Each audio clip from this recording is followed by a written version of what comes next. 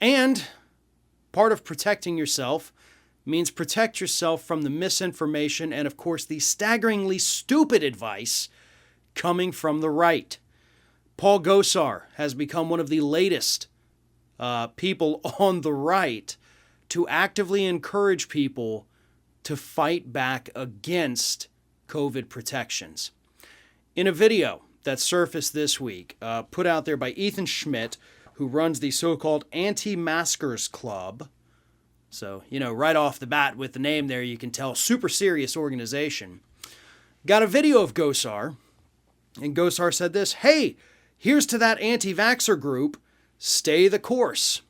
And then Schmidt replies, "Yeah, Anti-Vaxxer Club." Stay the course. He's telling the anti-vaxxers, the people who are actively telling the rest of the country to not get the vaccine, stay the course. Omicron is 73% of new cases. Across the country, that graph is once again making another swing. This is, the fifth, sixth wave of COVID we are now experiencing.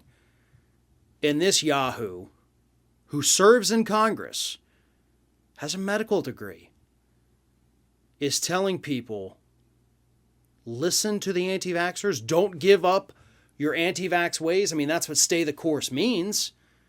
It means keep doing what you're doing. Keep spreading misinformation, Paul. Is that what you want them to be doing? Because the statistics also show that not only is COVID rising, but it's rising faster in areas that voted for Donald Trump, which means it's rising faster among Republicans. We also know that far more Republicans are unvaccinated than Democrats. To put it another way, you're killing your base. As I mentioned earlier on this week's program, being a Republican is basically a comorbidity with COVID at this point. And their own lawmakers, members of their own party, are actively telling them, keep it up, keep doing it.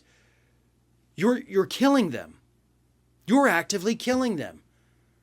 Much like Sarah Palin suggested, at the Turning Point USA conference, oh, you keep fighting back. We don't need the shot. I'll get the shot over my dead body, Sarah Palin says. Encouraging others to not do the bare minimum to protect themselves.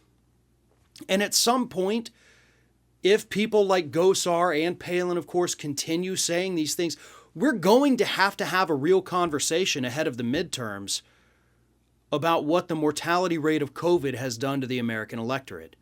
And I know that's a rather morbid conversation that a lot of people are avoiding, but that's something we do have to talk about. Because again, for months now, this has been primarily a Republican-centric disease. Only about 10% of Democrats, self-identified Democrats, say they're not vaccinated.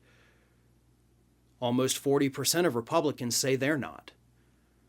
And we're almost seeing the same kind of ratio in the death totals for COVID. They're actively killing their base. They're giving them this horrendous advice that is killing them. So how is that going to play out in the midterms? It is going to have an impact. So again, that's a tough conversation. It's certainly an unpleasant conversation, but it's one that we're going to have in the coming year. And maybe we need to have the conversation sooner. Look, I'm obviously on the left, right? I have my politics on the left.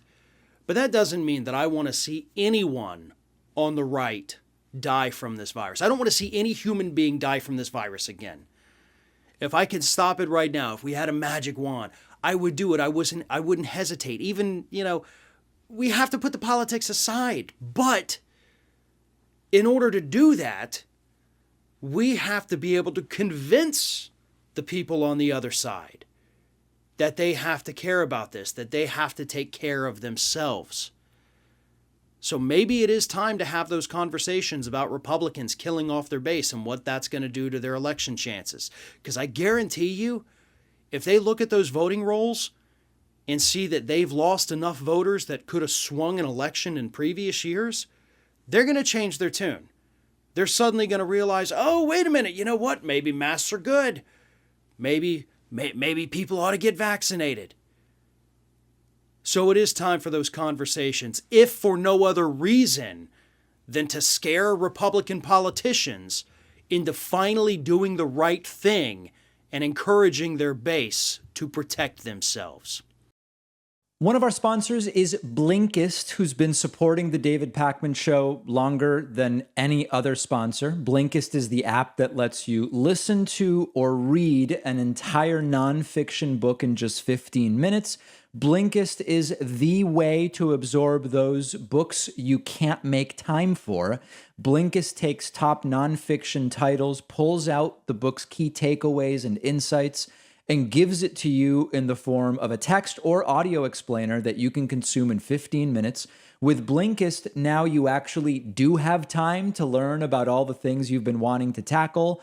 On the Blinkist app, I just listened to This Is Your Mind on Plants by the great Michael Pollan. Super interesting, the history of caffeine and so many other things. Blinkist has you covered on podcasts too. Blinkist takes long episodes of popular podcasts and distills them into audio you can listen to in 15 minutes.